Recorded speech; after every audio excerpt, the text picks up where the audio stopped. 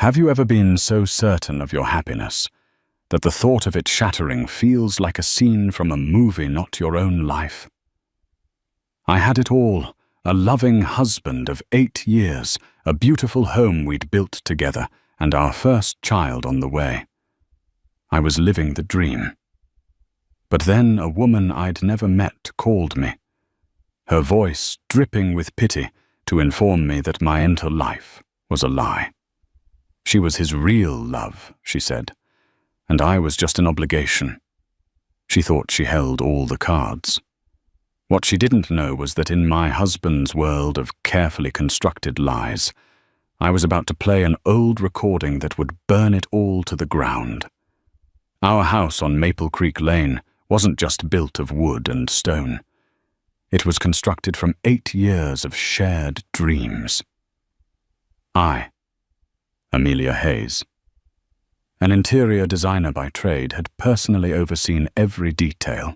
The warm oak floors, the large bay window in the living room that caught the morning sun, the kitchen island where my husband, Lucas Sterling, would leave me coffee every morning before heading to his high-powered job in finance. Every corner held a memory, a testament to the life we had so carefully curated. At 34 and 7 months pregnant with our first child, a daughter we planned to name Olivia, I felt a sense of profound, settled contentment. Lucas, with his sharp suit's confident smile and the faint scent of expensive cologne, was the architect of our security. He was a partner at a downtown investment firm, a world of high stakes and long hours that I respected and supported. He was my rock, my confidant, my everything. We were that couple, the one our friends pointed to as proof that true, lasting love existed. The first crack in this perfect facade was almost imperceptible. It was a Tuesday night in late May. Lucas came home well past midnight, which wasn't unusual, but the excuse was.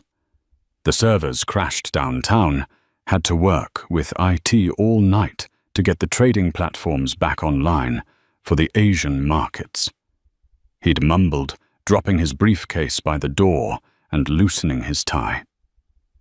I was in bed, propped up by pillows, a book resting on my swollen belly. "Oh, honey, that's awful. Are you hungry? I can heat up the casserole." "No, I'm exhausted. Just need a shower," he said, avoiding my eyes. He kissed my forehead, a fleeting, almost obligatory gesture. As he walked past, a scent wafted over to me.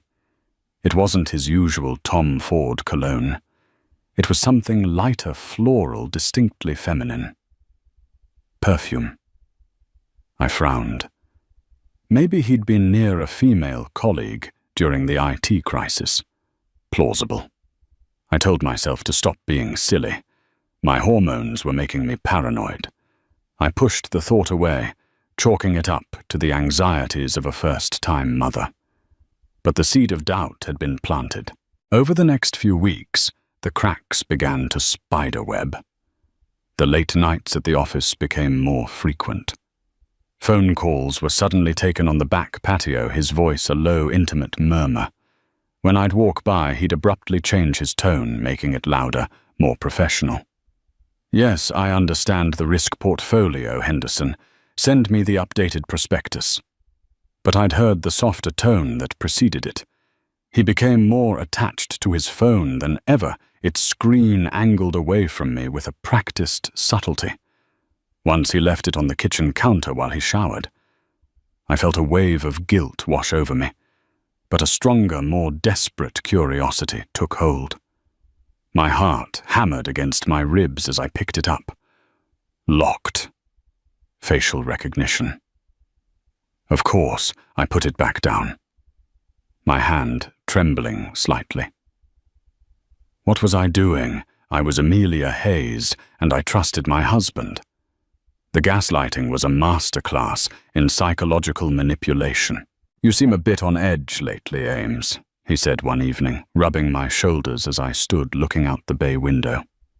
"Is the pregnancy getting to you?" You know you can talk to me about anything. You've just been so distant, Lucas. So busy." He sighed a long, weary sound. "Honey, I'm closing the biggest deal of my career. This sets us up for life. I'm doing this for us, for Olivia." I thought you understood that. The pressure is immense. The last thing I need is to feel like I'm being interrogated when I come home. He was so convincing. He expertly turned my valid concerns into an attack on his hard work, making me feel selfish and ungrateful. I found myself apologizing. "You're right. I'm sorry. I'm just being hormonal and emotional. I know you're working hard for us." He smiled, that charming, disarming smile that had made me fall in love with him at a college football game a decade ago. That's my girl.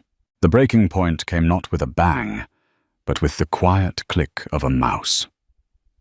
Lucas was on a 2-day business trip to Chicago. I was organizing our digital files, sorting through years of photos and documents to make space for the torrent of baby pictures to come.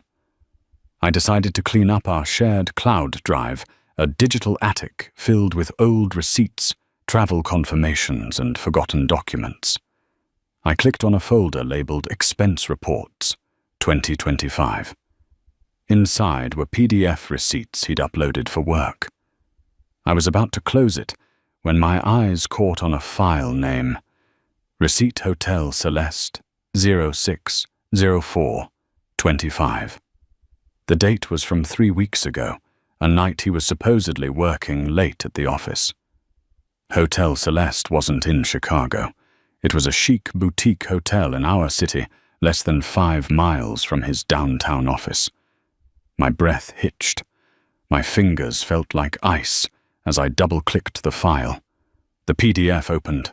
A one-night stay, a king suite, and a room service charge that made my blood run cold.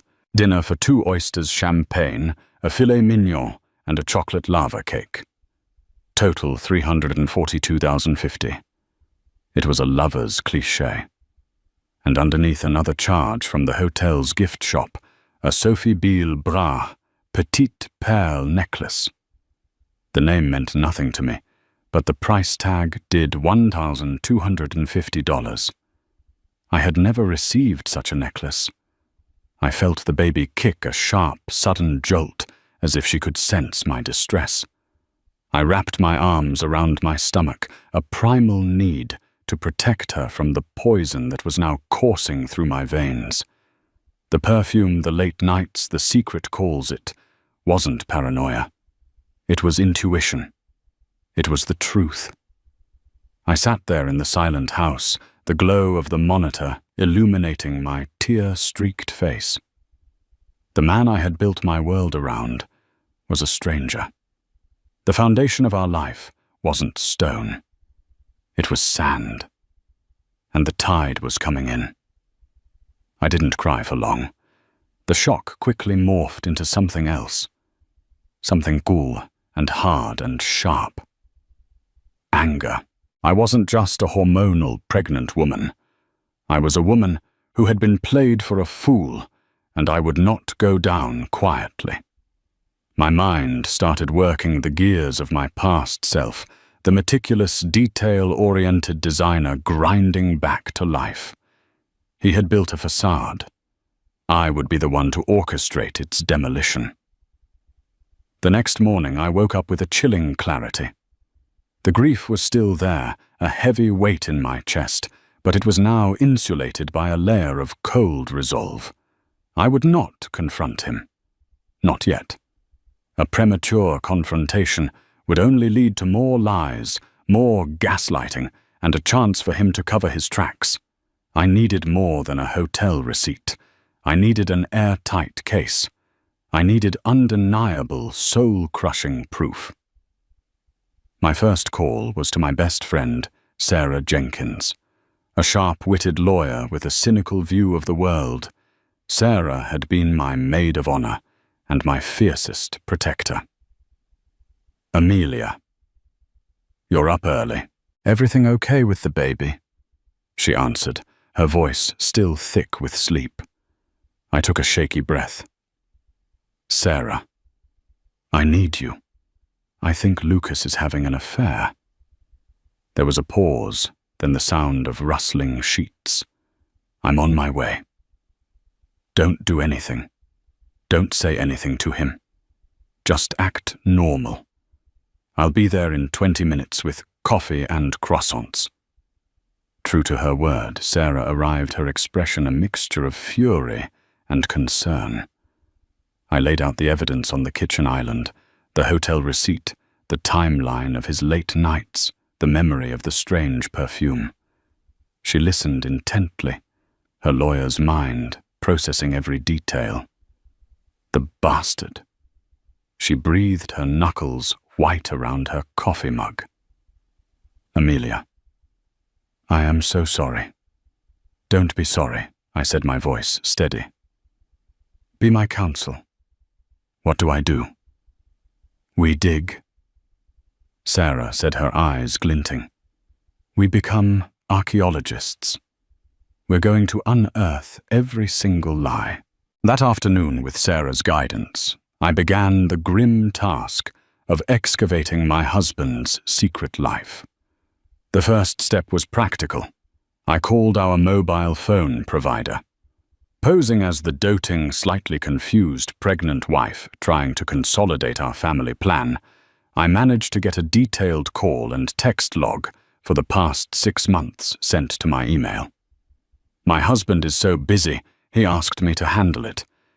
But you know how it is with pregnancy brain. I can barely remember my own name. I'd chirped to the customer service agent, a performance that left a bitter taste in my mouth. The call log was a treasure map of deceit. There was one number that appeared with startling frequency.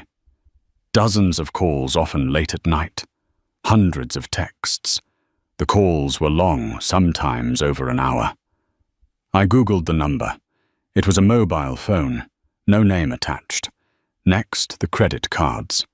I had access to our joint accounts. I meticulously went through months of statements cross-referencing dates with Lucas's work calendar. There were charges for dinners at intimate restaurants I'd never been to, flower deliveries to an address in a trendy downtown condo building, and payments to a high-end lingerie boutique. The Sophie Bille Brahe necklace from the hotel receipt now had context. It was all there, a digital breadcrumb trail of his betrayal. The final piece was the most painful. I needed a face, a name. Sarah, with her access to legal databases, ran the phone number. A hit.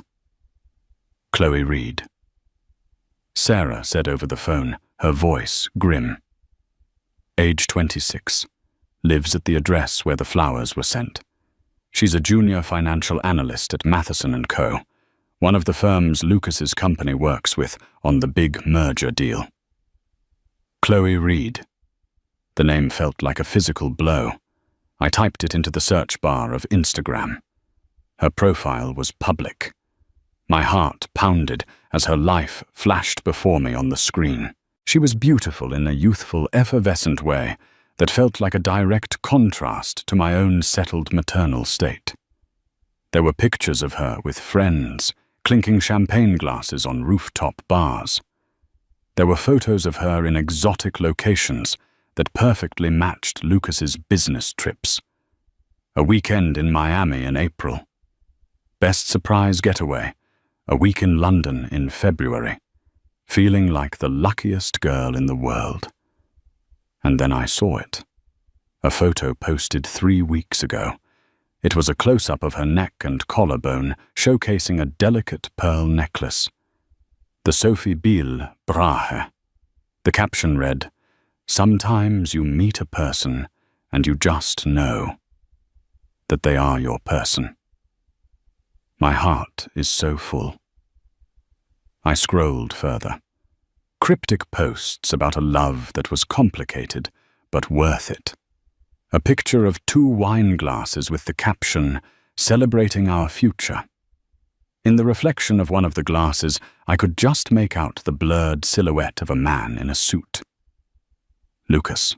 I felt a wave of nausea so intense I had to grip the edge of my desk. This wasn't a fleeting mistake. This was a parallel life. He hadn't just cheated on me. He had built a completely separate world with this woman. A world where he was a romantic hero sweeping her off her feet.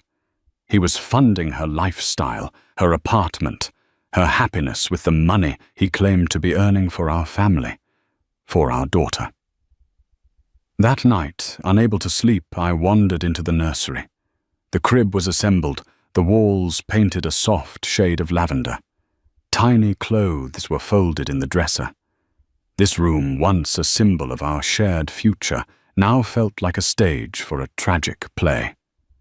Overwhelmed by a sudden wave of nostalgia for a time when I believed in our story, I opened my laptop again, not to look for more evidence, but for comfort. I navigated to my personal cloud storage to a folder I hadn't opened in years, simply labeled Memories. It was filled with old photos from college scans of love letters and short video clips from our early days. And then I saw the file Proposal Audio 05/12/2017 4A. My breath caught. I had completely forgotten about it. On the night he proposed during a picnic under the stars at our favorite spot overlooking the city, I had been so overwhelmed with emotion that I had surreptitiously hit the record button on my phone, wanting to capture his words forever. I had saved the audio file and forgotten all about it. My finger hovered over the play button. Did I really want to hear this? Did I want to hear the voice of the man I thought I was marrying, knowing what I knew now? With a sense of morbid curiosity, I clicked. Lucas's voice, younger, clearer, and filled with an earnestness that tore at my heart, filled the silent room. Amelia Hayes. The recording began his voice, thick with emotion. From the moment I saw you arguing with Professor Albright about Keynesian economics, I knew I was in trouble. You were brilliant and fierce, and you didn't even know I existed. For the last 2 years, you haven't just been my girlfriend. You've been my home. Everything I do, every ambition I have, it's all just a different path leading back to you. You are my compass, my anchor, my one and only truth in this world. There is no version of my life, no possible future that makes any sense without you in it. I love you more than I know how to say. So I'm asking you, will you make my life complete? Will you marry me? Tears streamed down my face, hot and silent. I listened to my own choked sob on the recording, my whispered yes. It was the most beautiful, heartfelt declaration of love I had ever heard, and it was all a lie. Or was it? He must have meant it then. What had changed? Did it even matter? The man on that recording was dead. In his place stood a hollow stranger who spoke of risk portfolios and loved another woman. But as the audio file finished, the grief was replaced by a surge of electrifying power. I didn't just have credit card statements and phone logs anymore. I had his own words. I had his soul captured in an audio file from a time when he presumably still had one. This recording wasn't a painful memory. It was a weapon, and I knew exactly when and how I was going to use it. The plan began to form in my mind, intricate and precise, like one of my own design blueprints. A simple confrontation was beneath the scale of his betrayal. Exposing him to just me would allow him to wriggle free to spin more tales. No, the demolition had to be public. It had to be witnessed. The pillars of his carefully constructed life-family reputation, success, all had to come crashing down at once. The perfect stage presented itself a week later. His parents, Robert and Carol Sterling, were coming to town.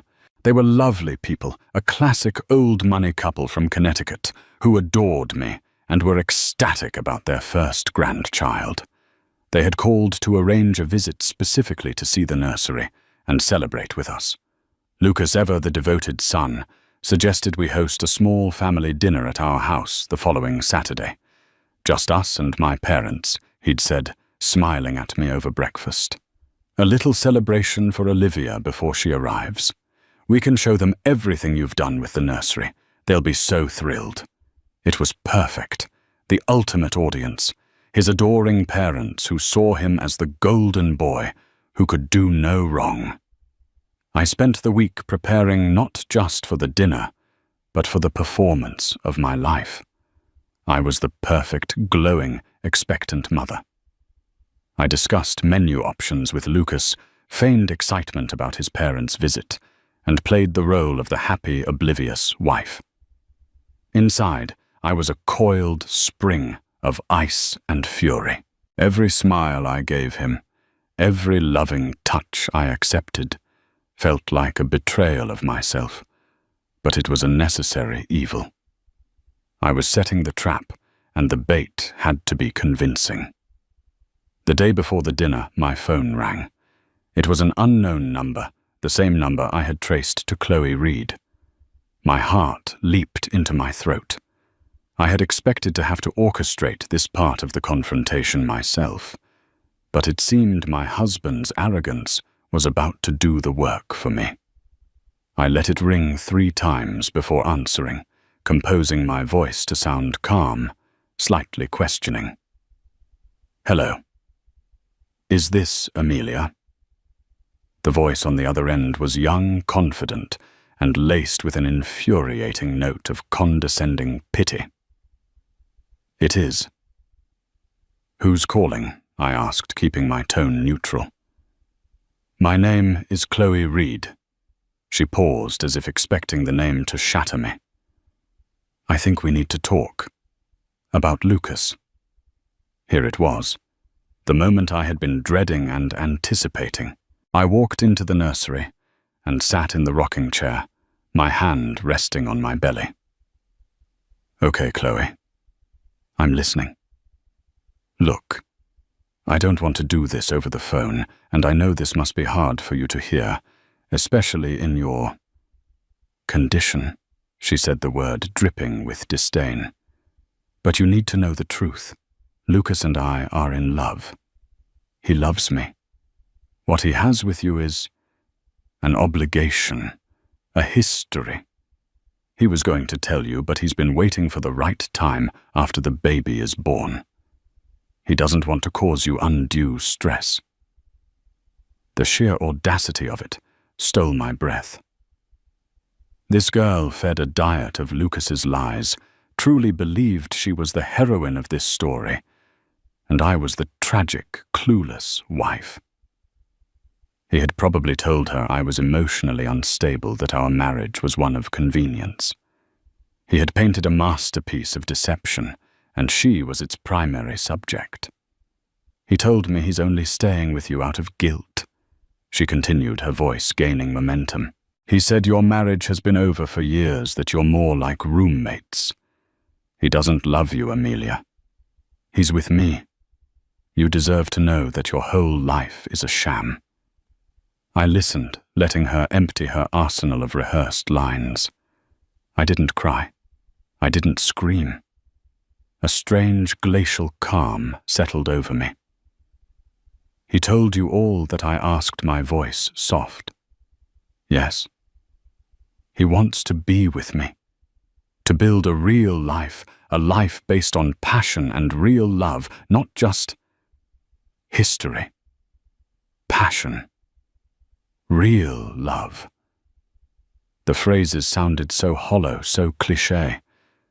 They were the lines of a man trying to convince a naive young woman and himself that his betrayal was something noble. An idea bold and terrifying sparked in my mind. This was better than I could have planned. Chloe, I said, my voice now laced with a believable manufactured fragility. I don't know what to say. He's been working so hard. He's been so stressed. I thought we were happy. I let a small, pathetic sob escape my lips. It worked. Her tone softened slightly. I'm sorry. I know this is a shock, but it's better you know now. I need to see you. I said the words, tumbling out as if in a panic. I need to talk to you face to face.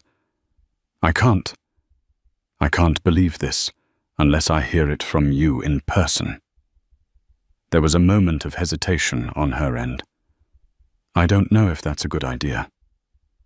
Please, I begged, pouring every ounce of fake desperation I could muster into my voice. Tomorrow, come to my house.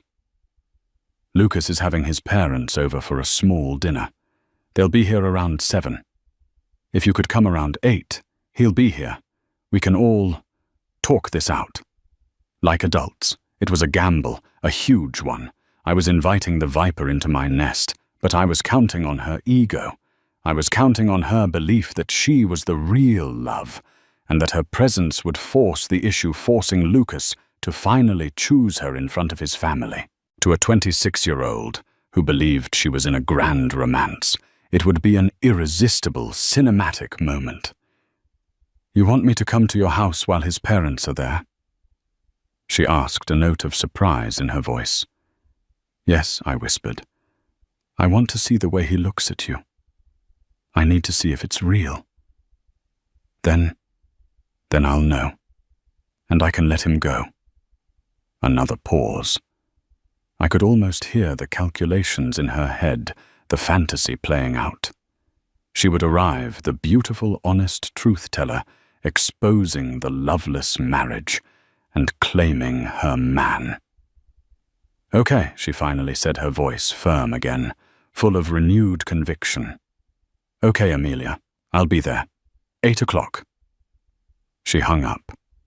I took a deep breath, my heart pounding, not with fear, but with adrenaline. The stage was set. The actors had been summoned. All that was left was for the curtain to rise. I stood up and walked out of the nursery, leaving the ghosts of the past and the lies of the present behind me. Tomorrow I wouldn't be the victim. I would be the director. The evening of Saturday, August 1st, descended upon Maple Creek Lane with a breathtaking, fraudulent tranquility. The air in our home was thick with the savory aroma of rosemary roasted chicken and garlic potatoes, a scent I had always associated with comfort and celebration. The dining table, our grand oak centerpiece, was set for 5, with the gleaming Wedgwood china we reserved for Christmas and landmark anniversaries. I had polished the silver myself that afternoon, each methodical stroke a meditation, a preparation for battle. In the center, a bouquet of white tulips stood in a crystal vase, their pristine petals illuminated by the soft, flickering glow of a dozen candles. I had chosen them for their symbolism of forgiveness, a final secret act of irony that was for me alone. I moved through my home, a serene hostess, in a simple navy blue maternity dress that accentuated the proud swell of my belly. My hair was swept into a neat chignon, my makeup minimal. To any observer, I was the very picture of placid maternal contentment. On the inside, however, I was a coiled spring, a general surveying the battlefield just moments before sounding the charge. Every nerve ending was alight, every sense heightened. My composure was a dam, holding back a reservoir of cold, calculated fury. Lucas, my husband, was magnificent in his ignorance. He thrived in this atmosphere, effortlessly slipping into the role of the proud, adoring husband and expectant father. He was dressed in a crisp shirt and tailored trousers, looking every bit the successful man of the house. He complimented the aroma of the food, he rubbed my lower back with a proprietary air of affection, and he regaled his parents with tales of his latest triumphs at the firm. He was a master performer, completely cocooned in the impenetrable arrogance of a man who believes he is the sole author of his own reality. His parents, Robert and Carol Sterling, arrived precisely at 7, their faces beaming with undisguised joy. They were a handsome, distinguished couple from old Connecticut, money radiating an aura of quiet elegance and genuine warmth.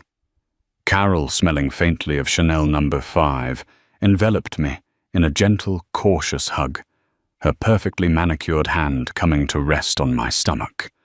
"Amelia, my dear, you are simply glowing," she cooed, her eyes sparkling. "Motherhood suits you so beautifully." "She's a natural," Lucas interjected, draping a heavy arm around my shoulders, his thumb stroking my arm. "Handling everything like an absolute champion while I'm chained to my desk, closing these impossible deals. I don't know what I'd do without her." I smiled up at him, a placid, loving expression I had practiced in the mirror. Inside, I thought, "You have no idea what you're about to do without me. We are just so incredibly proud of you both." Robert added his voice, a deep, reassuring baritone, as he clapped Lucas on the back. He looked around the living room, his gaze sweeping over the custom bookshelves and the art we had collected. "Building such a beautiful home, a strong family. You've done well for yourself, son. Very well." The 4 of us settled in the living room, the heart of our home, the room where Lucas had sworn his love to me countless times. I served his parents wine and poured myself a glass of sparkling cider, the sweet bubbles a mockery of the bitter acid churning in my stomach. The conversation flowed easily, a gentle river of pleasantries. They asked about my health, about the baby's movements, about our plans for the nursery. Lucas dominated the conversation, of course, pivoting back to his work, to the immense pressure he was under, subtly reinforcing the narrative of his sacrifice for our family.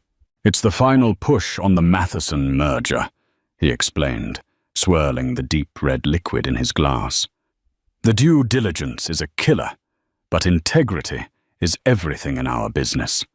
One slip, one ethical lapse, and the whole house of cards comes down. You have to be beyond reproach." The hypocrisy was so potent, I could almost taste it. I simply nodded, playing the part of the supportive, slightly bored wife, while my mind catalogued his words, filing them away as further evidence. At their request, I gave them the grand tour of the nursery upstairs. Carol teared up at the sight of the assembled crib and the tiny dresses hanging in the closet. "Oh, it's just perfect, Amelia. Absolutely perfect. To think our first grandchild will be sleeping here so soon." Lucas stood in the doorway, leaning against the frame, with a look of paternal pride so convincing, it was chilling. He spoke of the future of teaching his daughter to throw a baseball, of walking her down the aisle one day. He was building a fantasy of the future, even as I was preparing to incinerate his present. We returned downstairs, the hands on the grandfather clock in the hall, ticking relentlessly, audibly, towards 8 o'clock.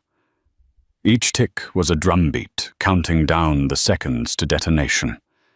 At 5 minutes to 8, I excused myself. "I'll just check on the chicken and bring in the first course," I announced with a smile. Lucas followed me into the warm, fragrant kitchen. "Everything is perfect, Ames," he whispered, cornering me between the counter and the island. He leaned in and kissed the top of my head, his cologne, the familiar Tom Ford scent, filling my senses. It was the scent of our life together, the scent of a lie. "My parents absolutely adore you. You know that, right? I love you so much." I looked up into his handsome, familiar face, the face I had loved since I was a girl, the face of a complete stranger. A profound, hollow sadness washed over me, a final pang of grief for the man I thought he was. I manufactured a soft smile. "I know, Lucas." We sat down at the beautifully appointed table. The candlelight danced across our faces, casting long, dramatic shadows. Lucas at the head of the table raised his glass. His face was alight with genuine happiness, a man wholly pleased with his life and his own performance in it. "I'd like to make a toast," he began, his voice resonating with sincerity. "To my incredible parents, Robert and Carol. Thank you for your endless love and for being the bedrock of our family. And to my amazing, beautiful wife, Amelia." He turned his beaming face to me. "My rock, the love of my life. You've given me a life better than I ever could have imagined, and now you're giving me the greatest gift of all. Our next chapter with little Olivia is going to be the best one yet. I can't wait to live it with you. To family.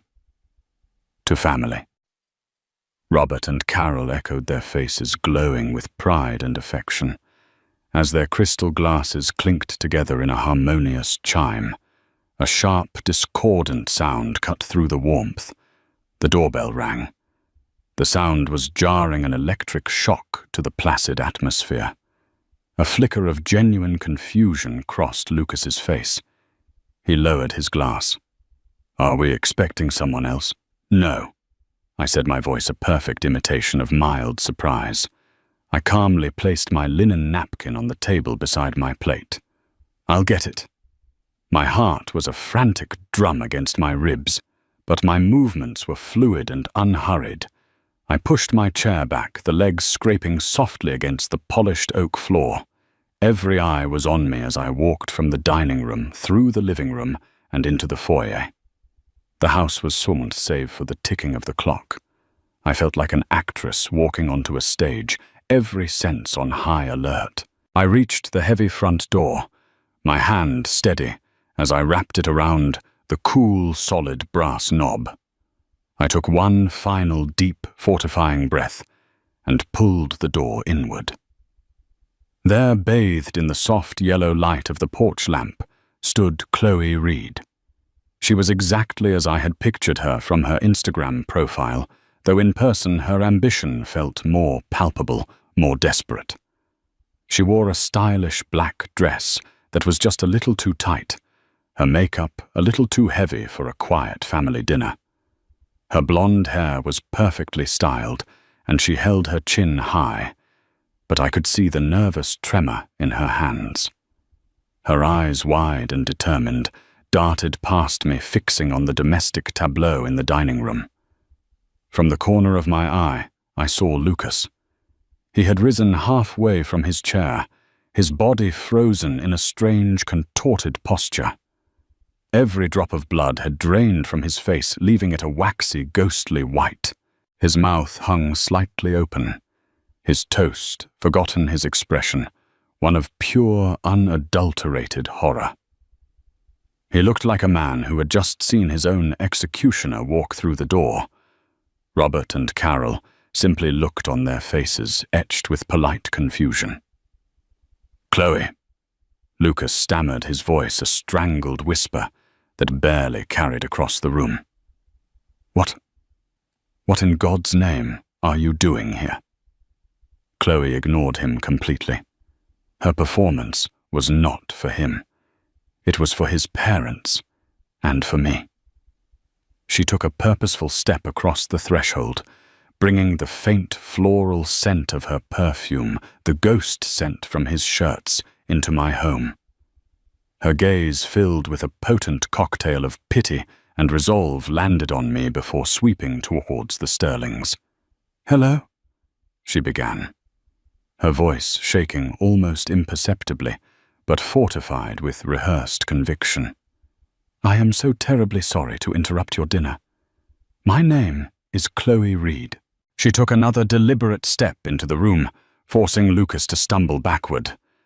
"I know this is a truly awful way for us to meet Mr. and Mrs. Sterling, but I could not in good conscience allow this deception to continue for another moment." Lucas finally found his voice, a strangled, panicked hiss. "Chloe, this is wildly inappropriate. This is not the time or the place." "It's never the right time for the truth, is it, Lucas?" she retorted, her confidence surging as she saw his panic. She turned her full attention back to his stunned parents, her voice softening into a tone of pained sincerity. "I'm here because Lucas and I are in love, deeply in love. He was going to leave Amelia. He's been agonizing over how to tell you both. He's only been staying with her out of a sense of duty, a sense of guilt because of the baby. But his heart, his future, that's with me."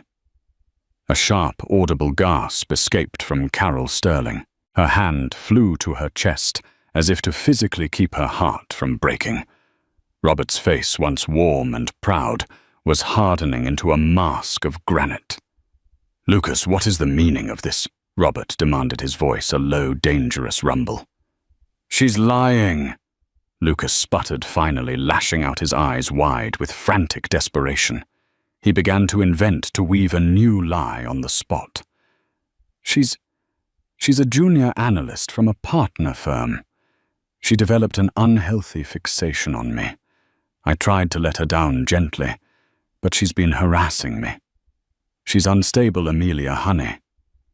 Tell them this is completely insane." Every head in the room swiveled to me. I had remained silent, a calm island in a hurricane of chaos.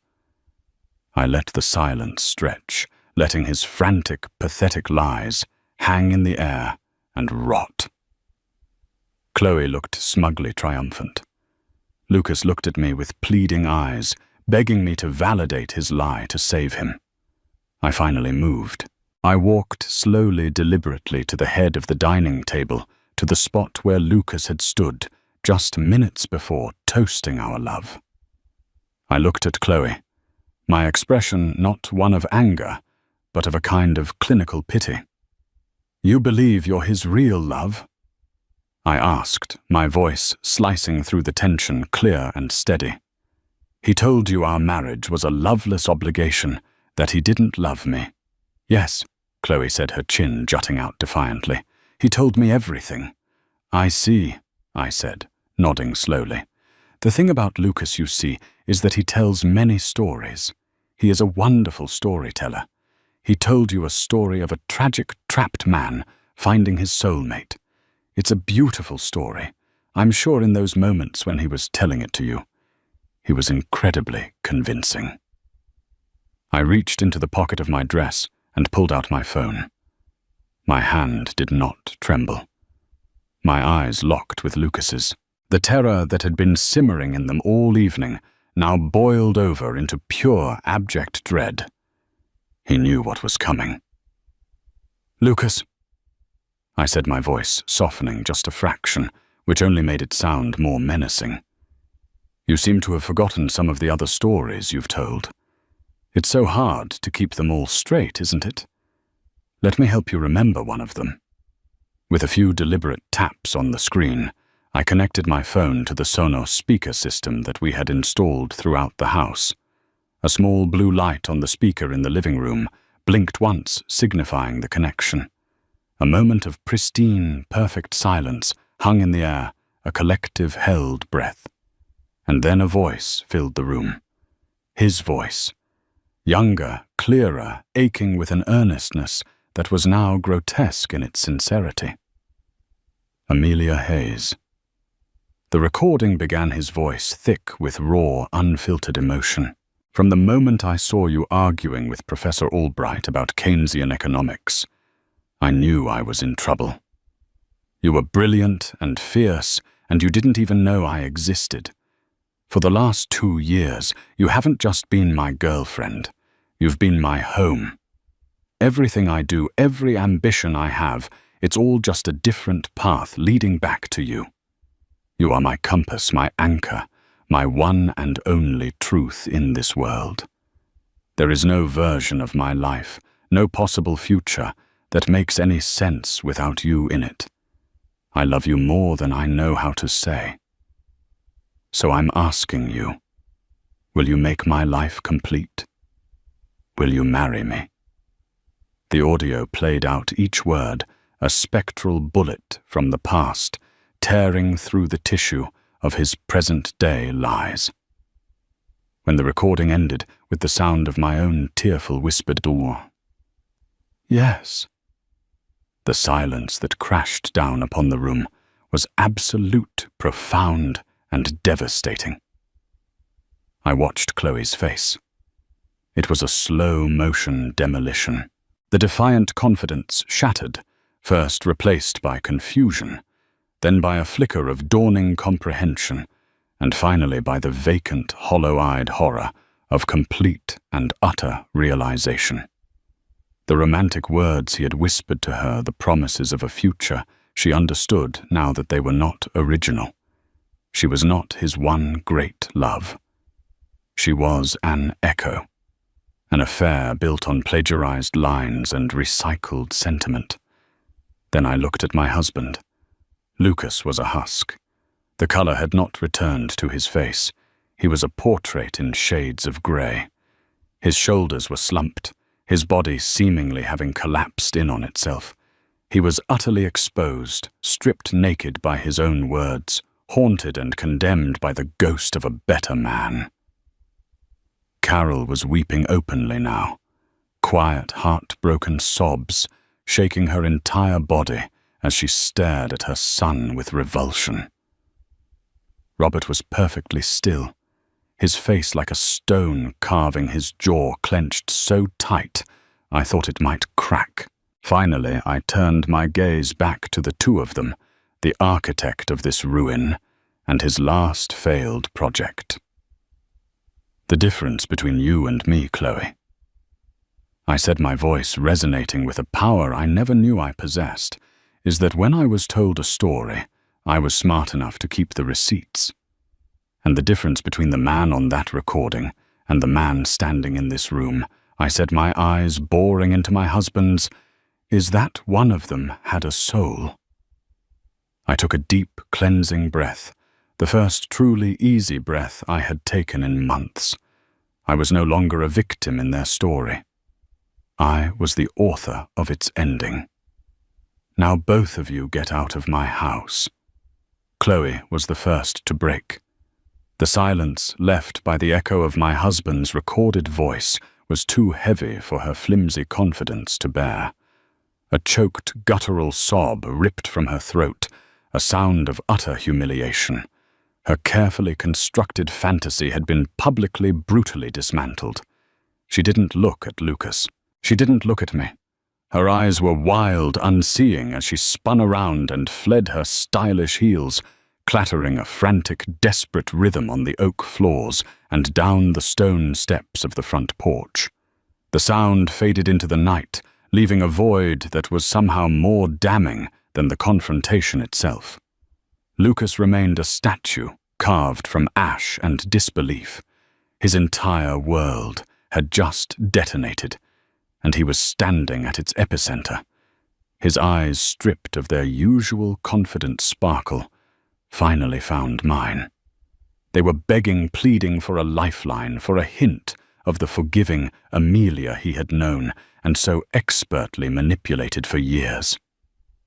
"Amelia," he began, his voice a hoarse, broken thing. I can explain everything. It's not what it looks like." Before another lie could form on his lips, Robert Sterling's voice cut through the air like a sheet of ice. "No." The single word was delivered with such quiet, absolute authority that Lucas flinched as if struck. "You cannot explain this. You will not try. You will not say another word to this woman." Robert, who I had only ever known as a jovial, warm-hearted patriarch, now looked like a wrathful god. He rose from his chair, his movements stiff with a rage that seemed to vibrate in the very air around him. He walked not to me, but to his son, stopping a foot away. His face was a mask of cold fury and profound disappointment. "We raised you to be a man of honor," Robert said, his voice low and trembling with suppressed fury. "We taught you that your word was your bond. We celebrated this marriage. We welcomed this wonderful woman into our hearts as our own daughter and you. You have desecrated all of it. You have not only destroyed your marriage and brought shame upon your wife as she carries your child, but you have also disgraced the name of Sterling. I have never in my 70 years been more ashamed than I am in this moment looking at you. He did not shout. He did not need to. Each word was a perfectly aimed blow, landing with devastating precision. Lucas visibly shrank under the weight of his father's condemnation, his head bowing in the first genuine display of shame I had seen all night. Carol, her face pale and streaked with mascara, came to my side. She bypassed her son as if he were a piece of furniture, taking my hand in both of her trembling ones. "Amelia, my dear girl," she whispered, her voice thick with tears. "There are no words. There are no apologies deep enough to cover this sin. You are our family. Please, whatever happens, know that you are still our family. What he has done, it is unforgivable." She squeezed my hand, a silent promise of allegiance, before turning to her husband. "Robert, let's go. We cannot stay here." Robert gave a curt nod, his gaze still fixed on Lucas with utter contempt. "You will hear from me tomorrow," he stated, a clear threat hanging in the air. Then he turned his back on his son, a gesture of finality more powerful than any argument. He and Carol walked out of the house, closing the door softly behind them, leaving Lucas and me alone in the cathedral of our ruined life. The silence that descended was suffocating. Lucas finally dared to move toward me, his hand outstretched, a pathetic, pleading gesture. "Ames, please, don't listen to them. Listen to me. We can fix this. I swear we can go to counseling. It was a mistake, a stupid, terrible mistake. She meant nothing." I looked at him, and for the first time, I felt nothing.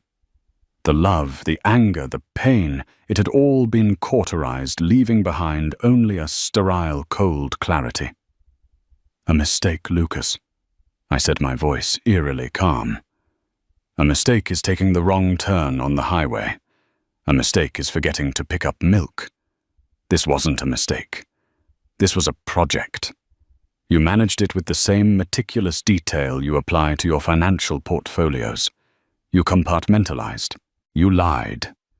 You created an entirely separate life, funded by the trust I gave you freely.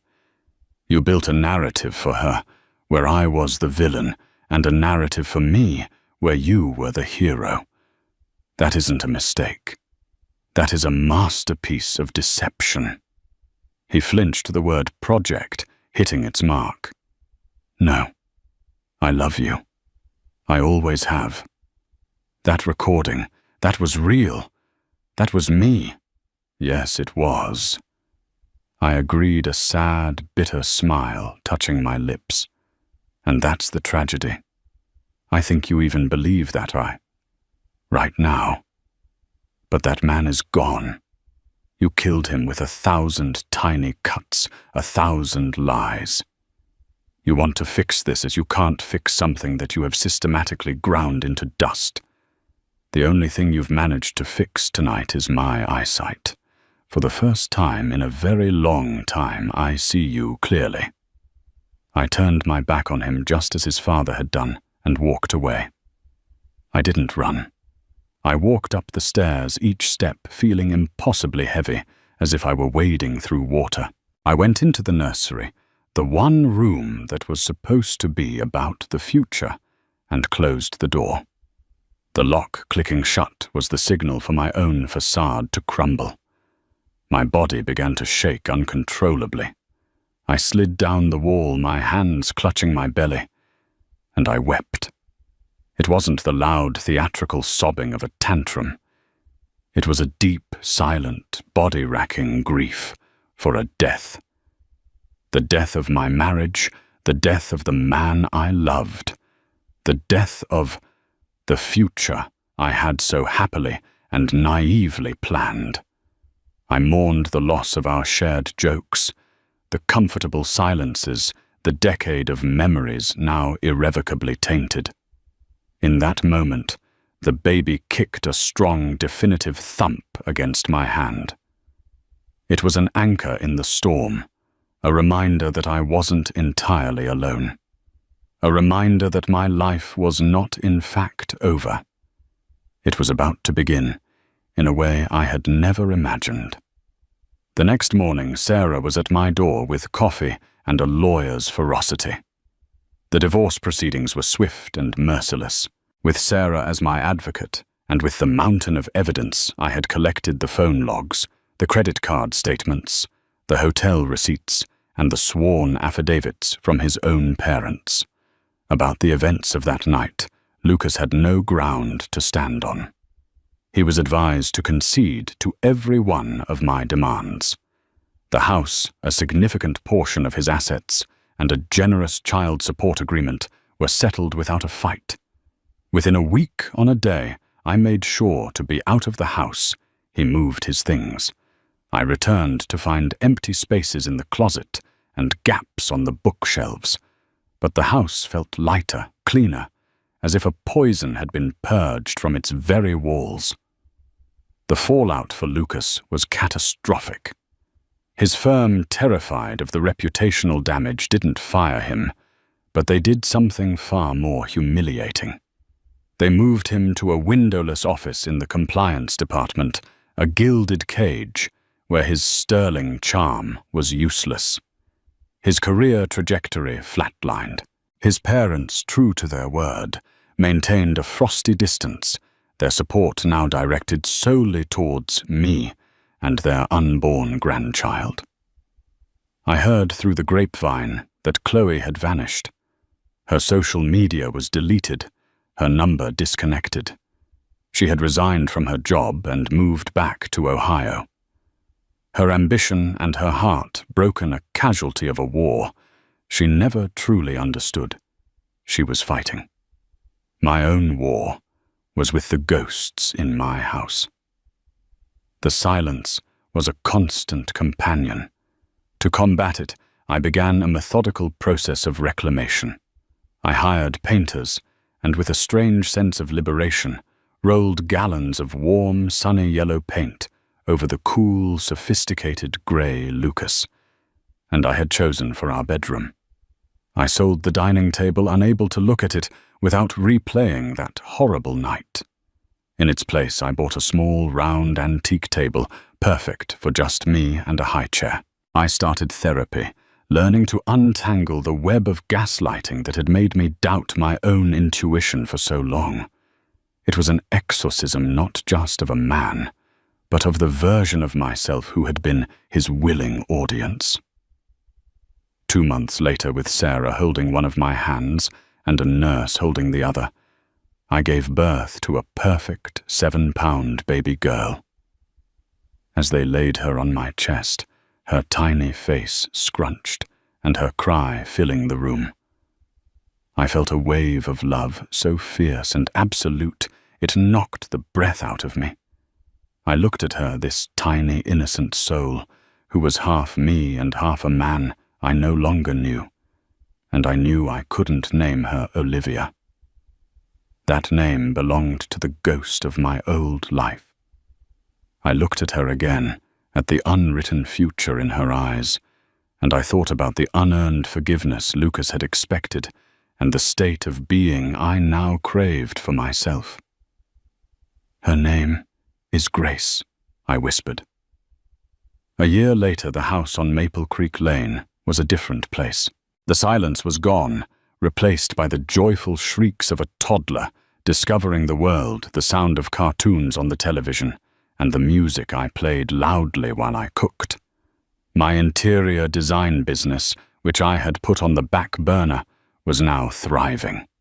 My portfolio was filled with homes I had helped other families create, each project a testament to my own resilience. One sunny afternoon, I stood in my kitchen, watching Grace chase butterflies in the backyard. She stumbled, fell onto the soft grass, and looked up at me with a pout that quickly melted into a giggle. In that moment, watching my happy, fearless daughter in the yard of our home, a profound sense of peace settled over me. The demolition of my old life hadn't been an ending. It had been a clearing. It had been the painful, necessary raising of a beautiful but unstable structure to make way for something smaller, perhaps, but infinitely more real and built on a foundation of unshakable truth. I was no longer a wife. I was a mother, a business owner, a survivor, a creator. I was whole, not because someone completed me, but because I had rebuilt myself from the ground up. That's where my story ends, but it's also where my new life began. It's a harsh reminder that sometimes the people we trust the most are capable of the deepest betrayals. But it's also a story about finding strength in the absolute worst moments.